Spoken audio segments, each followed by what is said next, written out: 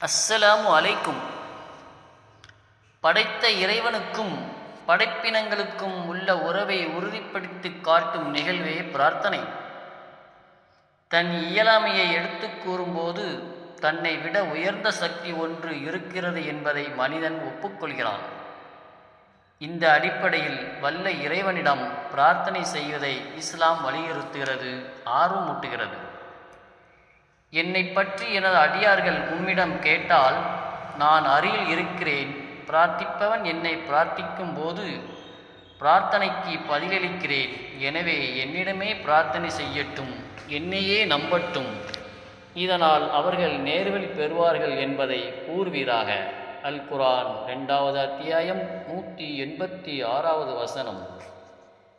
இறைவனிடம் பிரார்த்தனை செய்வதை பற்றி அற்புதமாக விளக்கும் வசனம் இது. இவ்வசனத்தின் பொருளை விளங்காத முஸ்லிம்களில் பலர் படைத்த இறைவனை விட்டுவிட்டு படைப்பினங்களின் பக்கம் சென்று விடுகின்றனர். அவர்கள் இவ்வசனத்தை சிந்திப்பதோடு பின்வரும் வசனங்களில் படைப்பினங்களிடம் பிரார்த்தனை செய்வது பற்றி வல்ல இறைவன் என்ன சொல்கிறான் என்பதை சிந்திக்க வேண்டும்.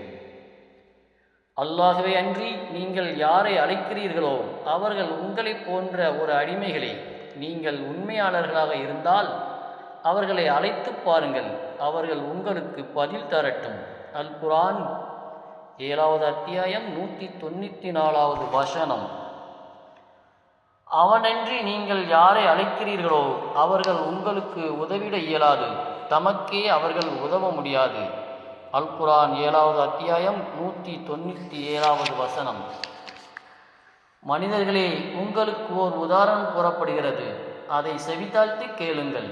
அல்லாஹ்வை அன்றி நீங்கள் யாரை அழைக்கிறீர்களோ அவர்கள் அனைவரும் ஒன்று திரண்டாலும் ஓர் ஈயை கூட படைக்க முடியாது.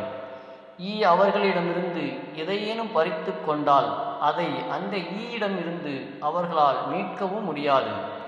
தேடுவோனும் தேடப்படுவோனும் பலவீனமாகவே இருக்கிறார்கள். அல் குர்ஆன் 22வது அத்தியாயம் 73வது வசனம். இன்ஷா அல்லாஹ் தொடரும். தொடர்ந்திருங்கள், தொடருவோம். அஸ்ஸலாமு அலைக்கும்.